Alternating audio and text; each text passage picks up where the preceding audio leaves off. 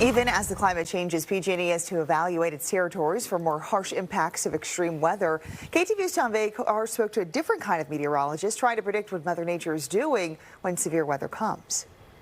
Because PG&E has such a vast territory, its meteorologists have to look at the very big picture of weather. But they break that down into tiny, tiny little squares so they know exactly what's going on every place within that vast system. California's bumper crop of well-watered green grasses now drying out will turn California into the Golden State.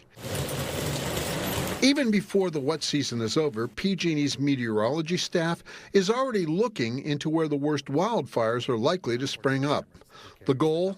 Know where the grasses, brush, and bushes might allow fire to burn up into tree canopies, setting off fierce wildland fires. The precipitation we have seen, the snowpack, is going to, according to all the national agencies, delay the start or at least tamp down the start of fire season a good deal. Yeah. Evan Duffy is part of the team that uses ever higher technologies and historical data to figure out where power crews need to be pre-positioned for outages and make repairs as quickly as possible. Developing forecast products, very specialized to what they're trying to do so they can pinpoint how that weather is going to impact them. Example, in winter, predicting how the weight of snow and freezing rain at low altitudes will impact power lines, as well as the intrusive close-by vegetation. Or in spring, how a quick-melting snowpack will affect downstream towns. We have electrical assets that run through these areas, so we need to learn and understand,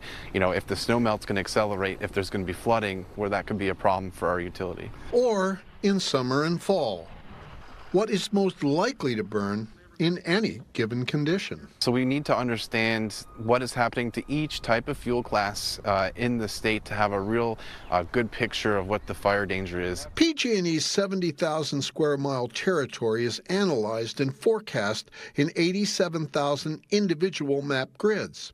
Forecasters then analyze samples and concentrations of every possible fuel in each of those squares, from grass to dead and dry trees to healthy trees. Our job is to tell them where in their respective area that they need to focus. And because we are in that special period between winter and spring, they're looking at a massive snowpack and they're looking at the potential of massive fires.